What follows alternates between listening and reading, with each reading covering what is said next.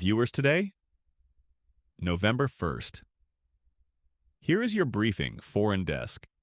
In Sudan, the Rapid Support Forces are reported to run execution squads in occupied El Fasher. Door to door, they allegedly kill non-Arab men, rape black non-Arab women, and detain aid workers. Foreign Desk. Iran elevates Ahmad Vahidi to Deputy Chief of Staff. Vahidi is wanted by Interpol over the 1994 AMIA bombing in Buenos Aires. He previously oversaw the violent crackdown on the Woman Life Freedom protests. Tehran's hardliners continue to consolidate power. United Kingdom. A new poll claims Nigel Farage's Reform Party would win a sweeping majority if elections were held today. Labour is projected to collapse from hundreds of seats to single digits in that poll. Lebanon.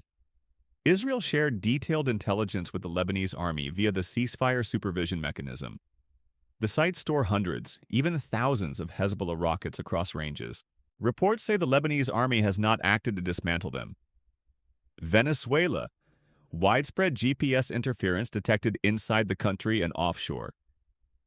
Something unusual is underway. Southern Lebanon. Large Lebanese army mobilization near Idarun and Al-Qiyam, reinforcing against alleged Israeli incursions. Separately, an Israeli UAV strike in Konin eliminated a Hezbollah Radwan operative working to rebuild terror infrastructure. U.S. politics and media. Commentary from a Jewish channel says figures like Tucker Carlson and Steve Bannon are splitting MAGA over Israel. Message. Standing with Israel is putting God first.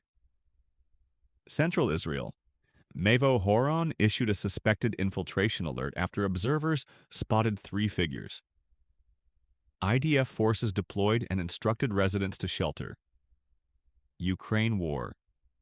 Reuters reports Ukrainian special forces inserted by Black Hawk into Pokrovsk, Donetsk region, amid heavy fighting. Lebanon again.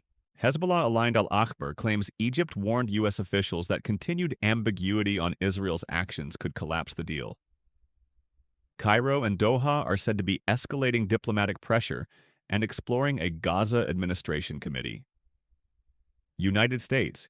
The FBI foiled a large Islamist terror plot targeting multiple synagogues in Michigan. Suspects allegedly planned a mass killing of Jews. Gaza remains. Israeli media say 3 bodies transferred by Hamas yesterday were not Israeli hostages. Hamas did not officially announce a return, suggesting a new checking process for unidentified remains. Hezbollah buildup.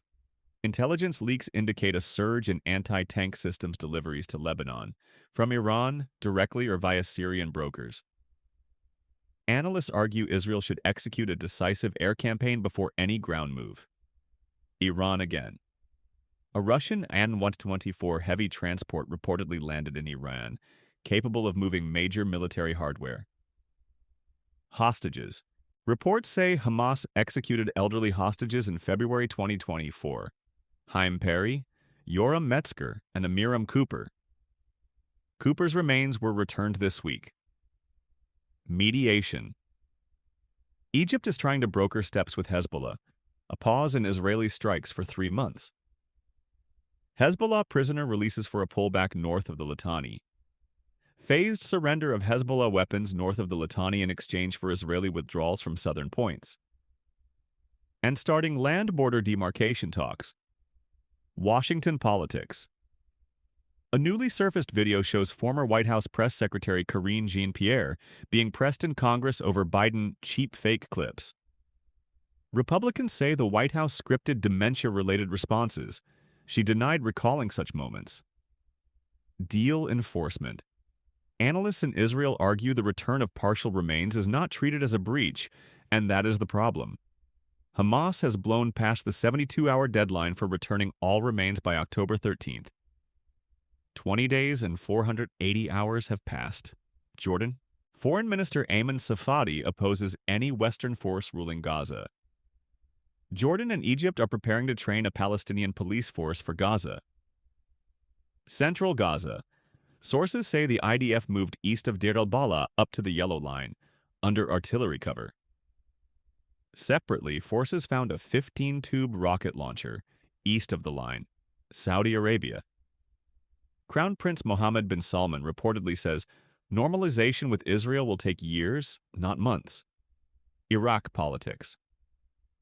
Former PM Nouri al-Maliki accuses PM Soudani of promoting normalization by attending the Sharm el-Sheikh summit. Analysts say it is election posturing. Iraq's 2022 anti-normalization law remains in force. Manama dialogue, Bahrain.